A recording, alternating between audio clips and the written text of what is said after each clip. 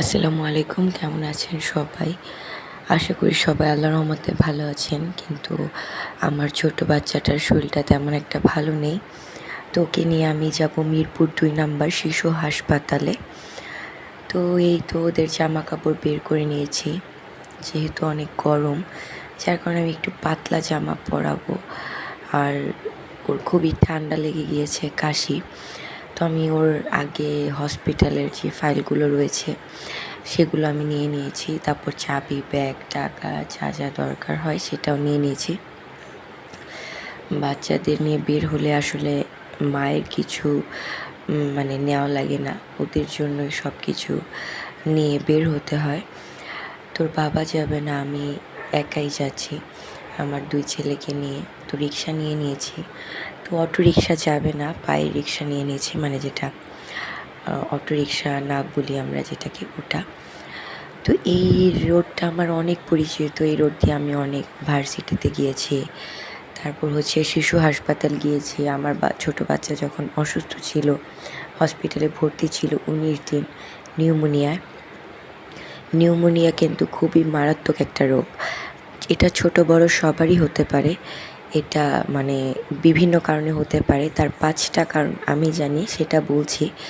যে ধুলাবালি, তারপর হচ্ছে ময়লা আবর্জনা বা ডাস্ট থেকে, এক কথায় যেটা হয় সেটা অপুষ্টি থেকে হতে পারে।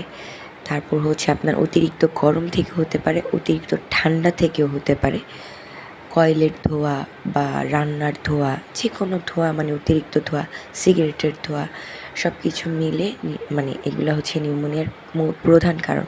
তো আমি ডাক্তার না, যতটুকু আমার এক্সপিরিয়েন্স, আমার বাচ্চা অসুস্থ ছিল তাই আপনাদেরকে বলা।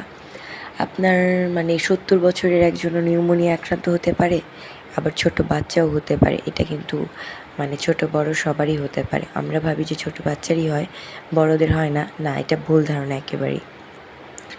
এই তো আমি চলে এসেছি। তো আমি টিকিট কেটে নিয়েছি, বাচ্চার ওজন দিয়ে নিয়েছি। তারপর আমি দোতলায় চলে এসেছি, ডাক্তারের জন্য ওয়েট করছি, সিরিয়ালে বসে আছি। তো এখানে যেহেতু আমার বাচ্চা হসপিটালে ভর্তি ছিল, আমি এখানেই দেখাচ্ছি, কারণ ওনারাই ভালো বলতে পারবে যে কখন কি করতে হবে। এই হসপিটালে আসলে আমার খুবই কষ্ট হয়। ওই দিনগুলোর কথা মনে পড়ে, যখন আমি এখানে ভর্তি ছিলাম বাচ্চাকে নিয়ে। কতটা কষ্ট গিয়েছে আমার জীবনে।